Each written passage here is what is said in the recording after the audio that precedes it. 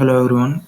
Today I will be presenting a set of SQL queries that demonstrate how we can retrieve, analyze, and summarize data from a database.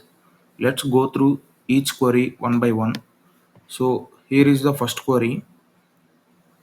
This query selects each customer's ID, combines their first and last names into a single full name, and retrieves their email address.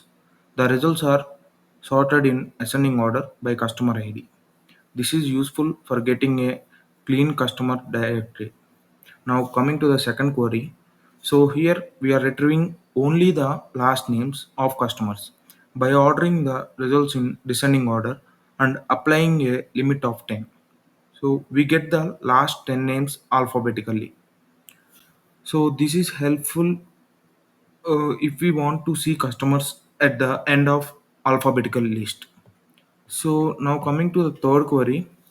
So the total number of payments made and the total number of distinct customers who made those payments. So it provides a quick summary of customer activity in the payment table. So we can see that here. Yeah. So here we can see the total payments and the total customers.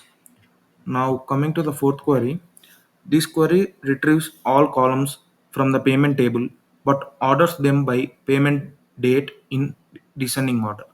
So by applying the limit of 10, we see only the 10 most recent transactions.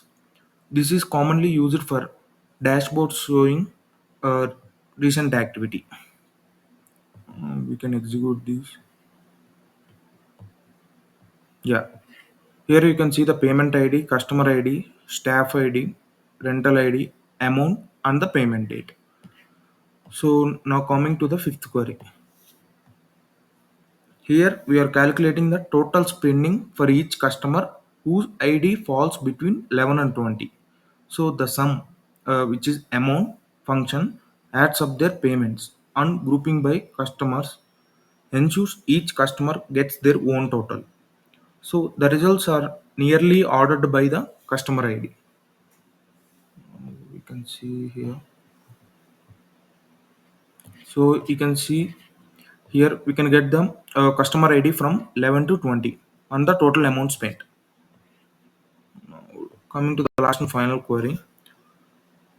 Here the final query finds customers whose total payments add up to less than 50. So the having clause is used here instead of where, because we are filtering on an aggregate function. In this case, the sum.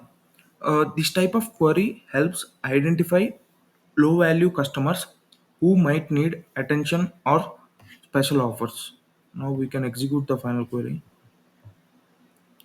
Yeah, we can see the customer ID. So which is having a low value customers. You can see that.